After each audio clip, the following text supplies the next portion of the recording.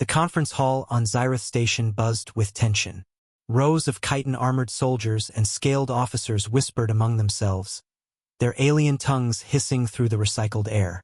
A giant holographic banner glowed at the front. Efficient termination strategies for Homo sapiens. A galactic security briefing. General Karvek, a towering six-limbed warlord, stepped onto the platform. His mandibles clicked as he scanned the audience. This war drags because humans are unpredictable. Today we end that. His claw tapped a screen, projecting the image of a human soldier, bloodied, defiant, alive despite the plasma burns across his torso. First lesson, Karvek growled. They do not fear pain, they adapt to it.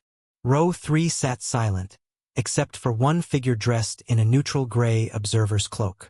His ID chip read Eli Tren. The guards hadn't checked too closely. Why would they? Humans were supposed to be half a sector away, fighting and dying, not sitting here quietly. Eli watched, listened, memorized. Target the head? They wear helmets. The general continued. Target the heart? They have two major circulatory redundancies. Sever the spine? They'll drag themselves with their arms if they must. They fight like a virus. Every injury breeds a countermeasure. A young lieutenant raised a claw. Then what is the most effective method, sir? The general's mandibles spread in what passed for a grin. Annihilation. Burn the air they breathe. Salt the ground they walk on. Starve them. Crush their will.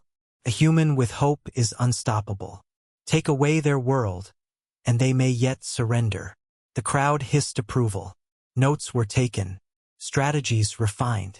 None of them noticed the faint twitch of Eli's fingers beneath his cloak, where a small transmitter pressed against his palm. For 2 hours, the seminar unfolded, a brutal, methodical dissertation on humanity's destruction. They spoke of Earth as a stubborn infection, of colonies as tumors to be excised, of orbital bombardments, engineered plagues, and psychological warfare. Eli thought of his sister on Mars, of the farms on Europa now burning. He thought of the oath he'd taken before volunteering for infiltration. End this war before it ends us. Then came the final segment. The human mind, Karvek declared, is both weapon and weakness. They are storytellers. They build myths of survival, of heroes rising from the ashes. Break the myth, break the man. The room rumbled with dark laughter. Eli stood. 1,000 alien eyes turned. The gray cloak fell from his shoulders, revealing the dark combat weave beneath, matte and featureless.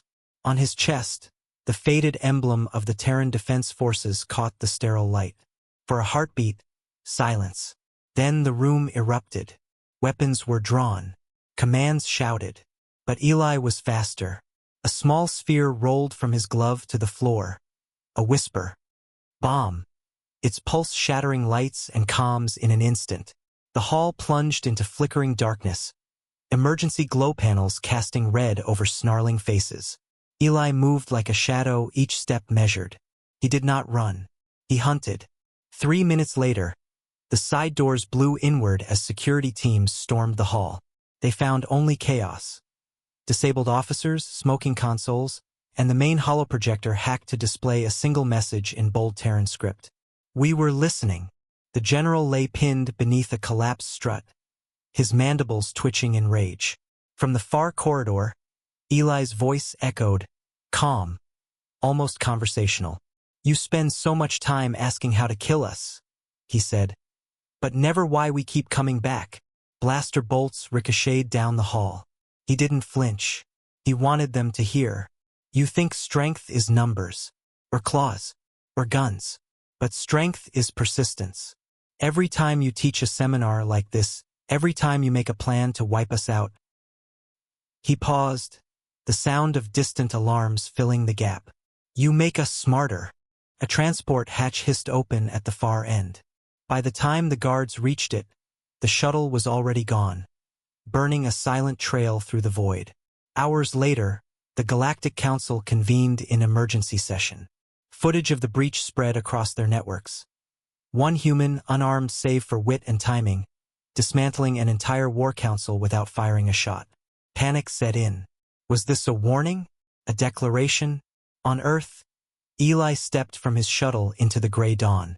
He handed over a stolen data chip, recordings of every tactic, every cruel scheme discussed in that hall. The generals who received it said nothing at first.